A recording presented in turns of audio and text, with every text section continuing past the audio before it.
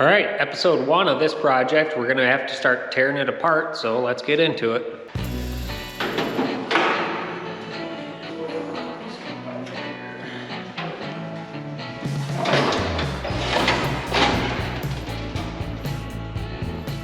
It's about 12 degrees outside, so you're gonna have to put up with the sound of my heater running every now and then, so I apologize.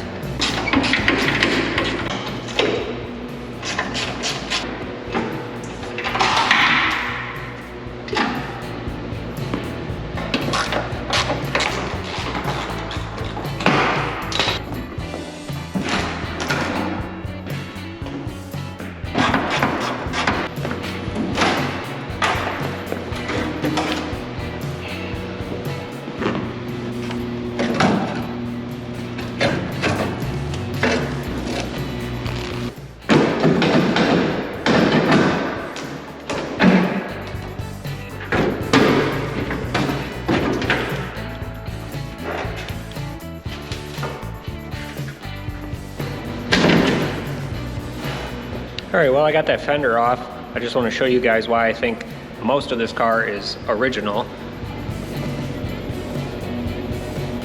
You see these, I don't know what they're called, but it's just like a sheathing that goes over the leaf spring. I assume it's to cut down on road noise or something, but they look original. I don't think these have ever been replaced, and I'm pretty sure that's the way it came from the factory.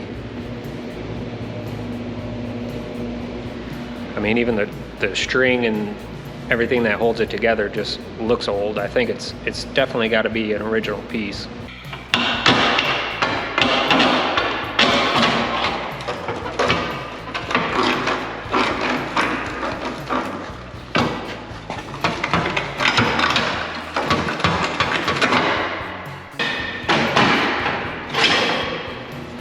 All right, now that I got the running boards off, I just want to show you how clean this car is. It looks like the piece of trim that was on here has never been taken off before. I had to cut the heads of the bolts off that hold it in place, but once I got it off, it's like this is the only spot I've found so far that's actually got a little bit of rust on it, and it's not that bad. It's literally just surface rust there. It's starting to a couple little pinholes in the rockers here, but it doesn't look like this has ever been replaced. And as far as rust goes, that's like nothing. I can clean that up real quick. I'm just really impressed with how clean this car is for being almost 100 years old.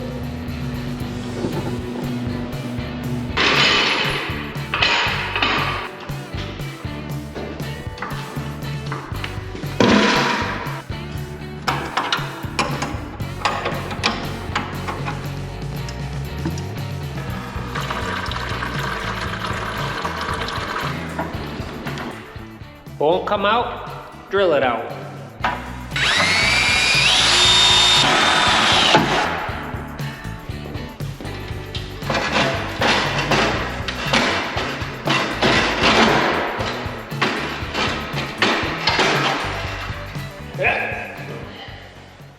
Oh, check this out. A gift from Henry Ford himself. Or Horace Dodge, one of those old timers. Just kidding, somebody must have left that in there the last time this thing got worked on. But the radiator's out now, so check it out. You can see the front of the crank where you used to be able to stick the shaft in there and turn it to start the engine by hand if you wanted to. So that's pretty cool. Now that that's out, I want to take these fender supports off of the frame. I'm not using the original frame, but I will use those fender supports on the new frame that I'm going to use. So I guess I'll get this coolant out of the way and do that next. Hey.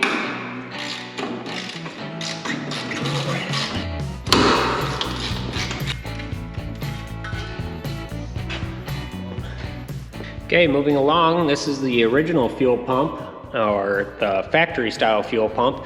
Somebody has put an aftermarket fuel pump on this thing at some point in time. It's an electric one that they screwed right to the firewall, and of course in true garage restoration fashion, they just used some self-tappers into the firewall. But you know what's behind this is the heater core, so I assume they drilled holes and poked holes in the heater core because the heater core leaks on the inside. This is coming off of here, so that's next.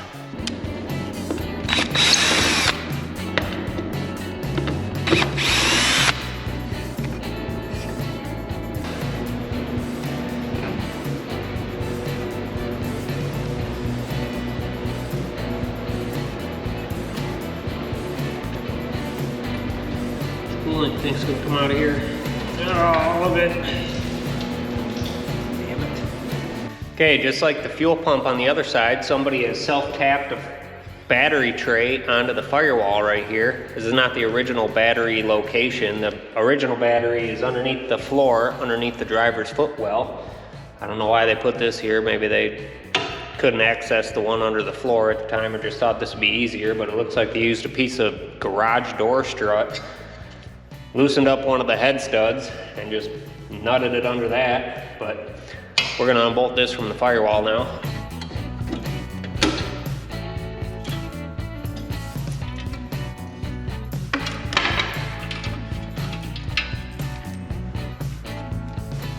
Also, while we're over here, does anybody know what this switch is for at the bottom of the steering column? I have no idea. If you know what it is, leave a comment below. I'm genuinely curious.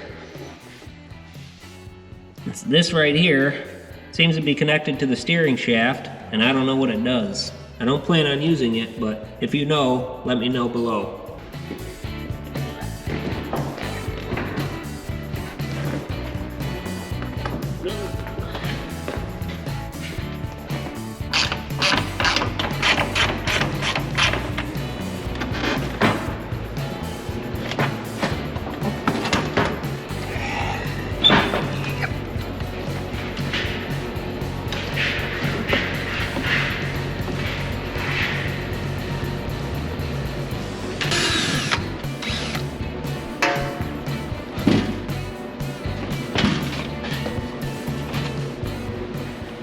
Alright, I just pulled all the other interior panels off. They just popped right off because they were just held down with a couple of nails. Now I gotta take the headliner down, and I'm deathly afraid because I got a feeling there's a bunch of dead mice up here. We'll see.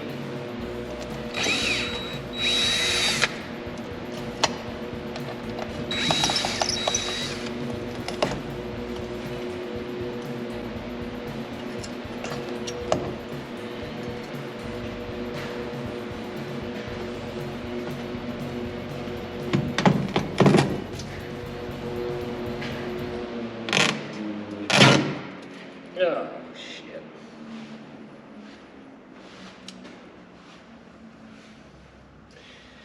I'm gonna go put some gloves on.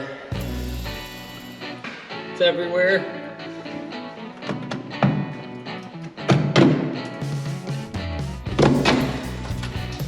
Oh.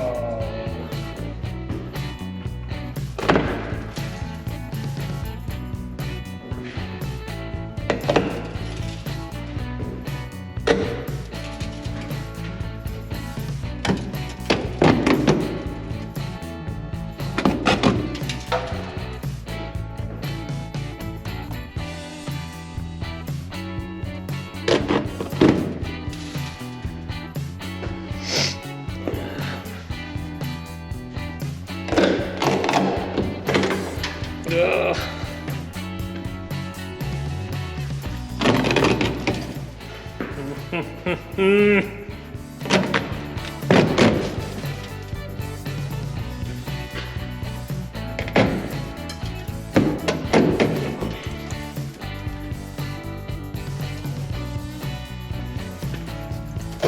Oh, come on.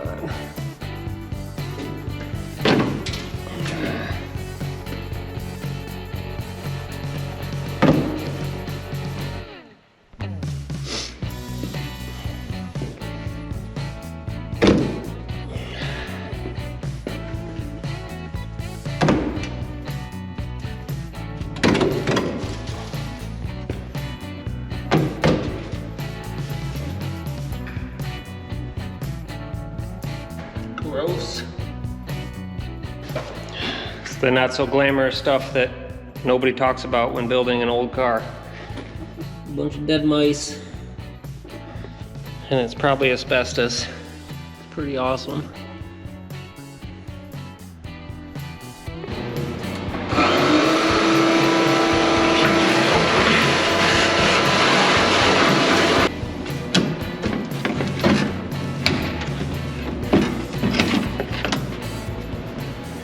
Alright, I still don't know what it's for, but I did find that that switch at the end of the steering column is controlled by this knob in the center of the steering wheel. But if you know what that does, let me know in the comments below. Alright, no idea how I'm going to pick this up, but we'll see how it goes.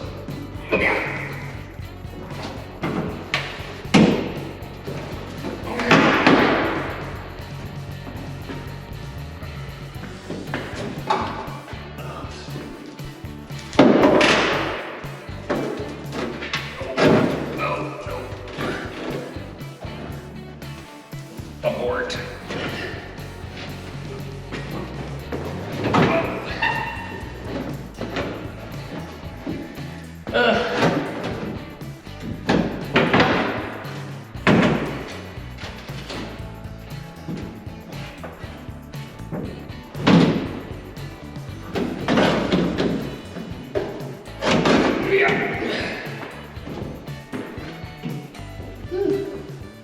Okay, I got what I believe is all of the bolts out that hold the body to the frame. Now I just need to get a tool that's going to test the limits of whatever's still holding the body against the frame and try and get this body off of here.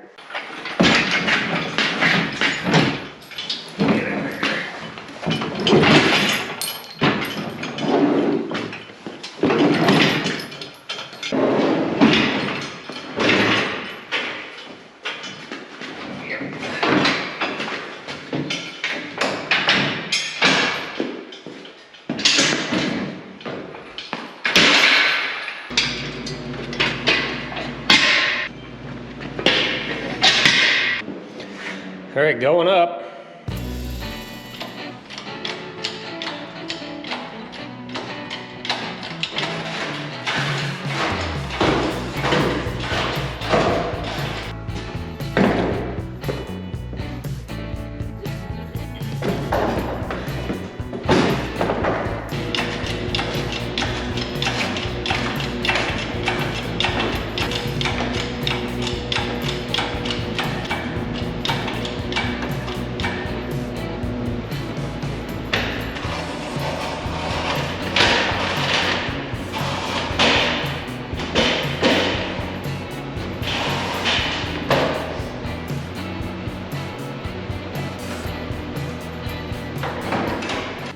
Who needs a lift when you got sawhorses rated for at least 100 pounds and a pile of scrap wood?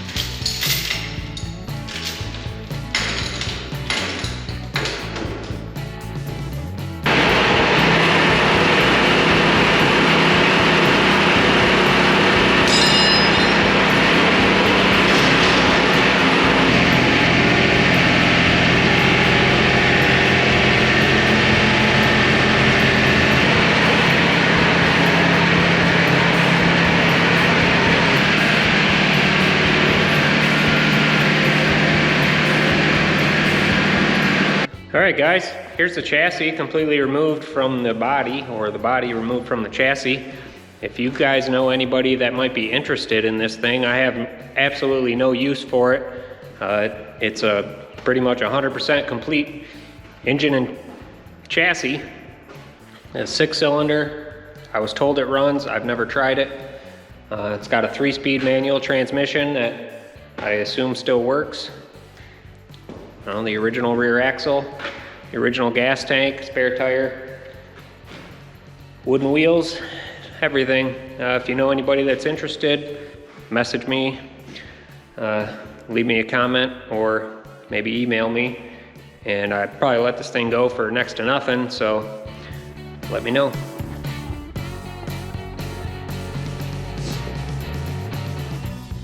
Alright guys, there's the body completely disassembled and taken off the frame. I guess Now is about the time I should probably tell you a little bit more what my plans are for this thing. Basically, I'm gonna turn this coupe into a pickup truck. It's gonna upset a lot of people, but I think it'll just be a lot cooler if it's a pickup truck, and I'm a truck guy more than I am a car guy, so I wanna build a pickup truck out of a coupe. The reason I wanna do that is because most pickup trucks in this era were very small cabs. They only came to about right here. So if I turn this coupe into a pickup truck, it'll have a much bigger interior, you know, because it's gonna come to here versus the edge of the door like the pickup trucks did in the 30s. So what I'm gonna do, I'm gonna cut the whole back of the coupe right there, and I'm gonna remove the rumble seat, and then I'm gonna build a panel for the back of the cab, just like a pickup truck. Then I'm gonna put a bed on the backside.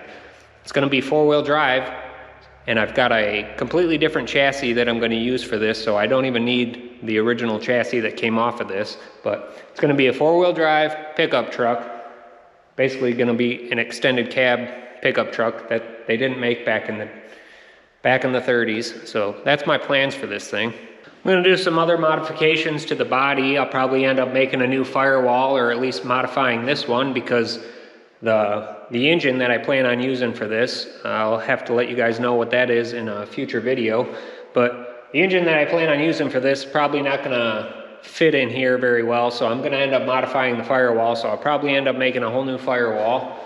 The rockers, like I said earlier, those have a little bit of rust in them, so I don't know if I'm gonna end up completely redoing those rockers or just fixing all the pinholes in it, but I'm gonna do some body work on the rockers. I'm gonna cut the back of the cab to turn it into a pickup truck. Haven't decided if I'm gonna chop the top or not. It does look pretty sinister as it is, but a chopped top would definitely look a lot more sinister. Undecided on whether I'm gonna do that or not yet, but those will all have to be in future videos, so I guess that's it for now. Thank you for watching, and we'll see you in the future.